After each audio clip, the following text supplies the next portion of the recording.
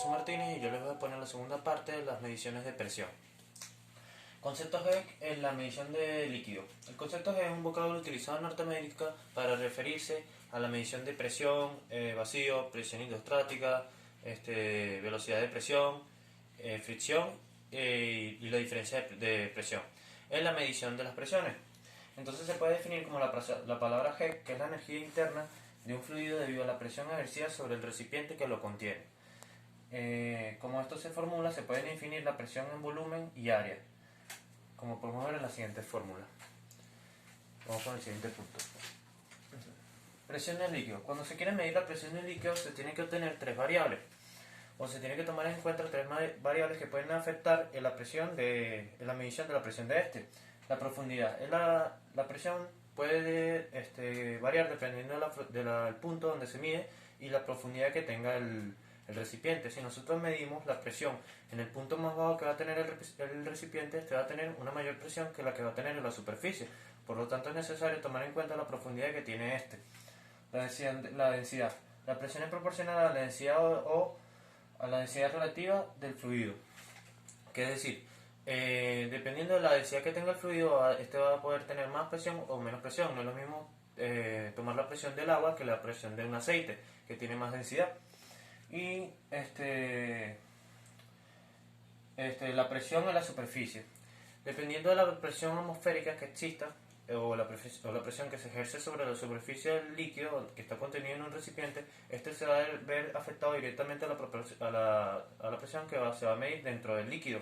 Por lo tanto, si estamos en un lugar donde la presión del aire sea mayor que la presión atmosférica, este va a tener mayor presión. Vamos al siguiente punto. Presión manométrica y presión absoluta. La presión manométrica es cuando se toma la presión que existe en la superficie o la presión atmosférica como el punto cero o el cero absoluto.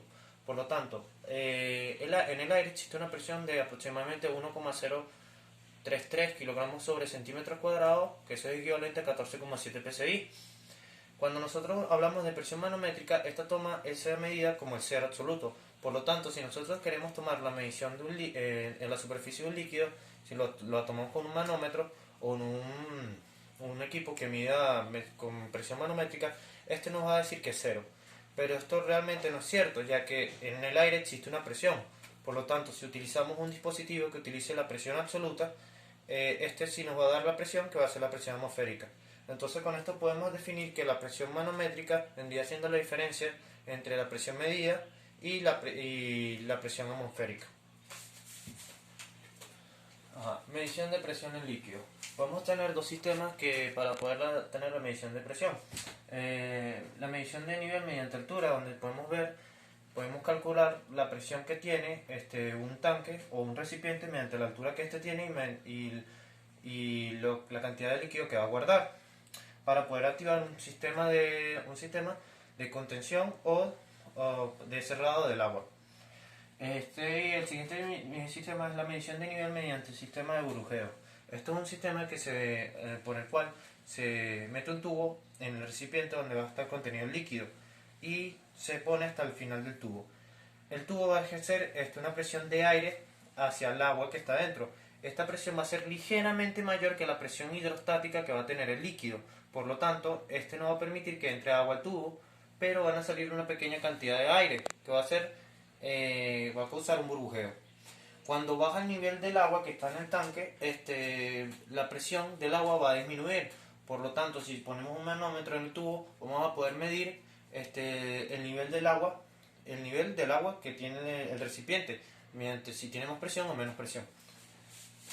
Y por último, tenemos la medición de presión de gases.